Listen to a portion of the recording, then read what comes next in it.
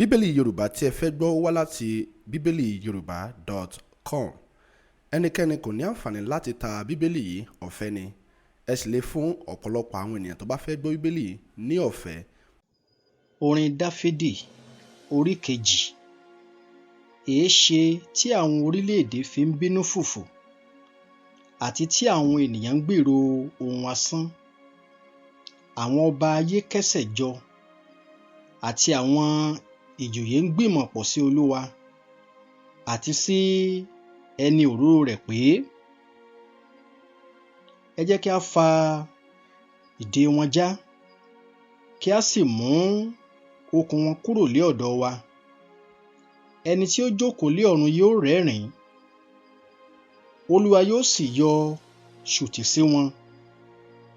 Nígbà náà ni yóò sọ̀rọ̀ sí wọn ní ìbínú rẹ̀, yóò sì yọ wọ́n lẹ́nu nínú ìbìnújẹ́ rẹ̀ kíkan. Ṣùgbọ́n mo ti fi ọba mi jẹ lórí Síónì, òkè mímọ́ mi. Èmi ó sì ròyìn ìpinnu Olúwa. Ó ti wí fún mi pé, ìwọ lé ọmọ mi, lónìí ni mo bí ọ. Béèrè lọ́wọ́ mi, èmi ó sì fi àwọn orílẹ̀-èdè fún ọ ní ìní rẹ, àti ìhà òpin ilẹ̀ lé ọrọ̀ ilẹ̀ rẹ. Ọ̀pá irin ni ìwọ ó fi fọ́ wọn, ìwọ ó sì rún wọn wómúwómú bí ohun èlò amọ̀. Ǹjẹ́ nítorí náà, kí ẹ̀yin kí ó gbọ́n, ẹ̀yin ọba, kí a sì kọ́ yín, ẹ̀yin onídàájọ́ ayé.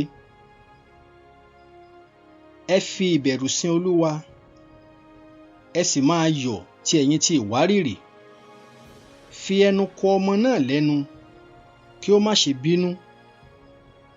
Ẹ̀yin a sì ṣègbé lé ọ̀nà náà, bí inú rẹ̀ bá ru díẹ̀ kíún. Ìbùkún ni fún gbogbo àwọn tí ó gbẹ́kẹ̀ wọn lé e.